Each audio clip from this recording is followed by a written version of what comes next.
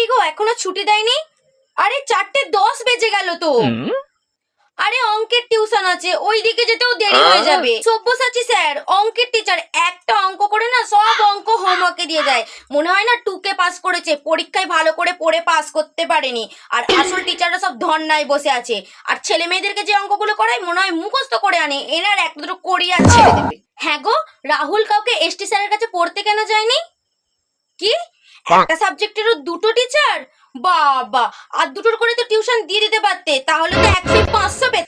আরে না না, আমার বাবুর একটা করে টিউশন। আমার বাবু তো আর তোমাদের রাহুলের মতো গবেট নয়।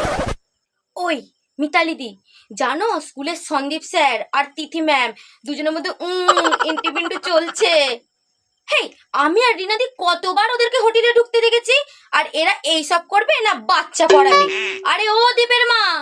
হ্যাঁ গো, তোমাদের দীপ কালকে আমাদের বাবুর গায়ে কেন হাত দিয়েছিল? কি, বাবু তোমাদের দীপের পেন নিয়েছে? একদম মিথ্যে কথা বলবে না। তুমি কি বলতে চাইছো আমার বাবুর চোর? তুমি জানো আমার বাবুর কটা পেন আছে বাড়িতে? এত পেন আছে না, ওই পেন দিয়ে একটা দোকান খোলা যাবে। খবরদার বলে দিচ্ছি, দীপ যেন আমার বাবুর গায়ে দ্বিতীয়বার না হাত দেয়। যদি হাত দিয়েছে না, ওর হাত দুটো আমি ওকে মোট করে ভেঙে দেবো। ওই বাবু, এদিকে আয়, এদিকে আয়। পড়া হয়ে গেছে তো? ওরি না দি, বাবুর আমাদের পড়া হয়ে গেছে, আসি গো।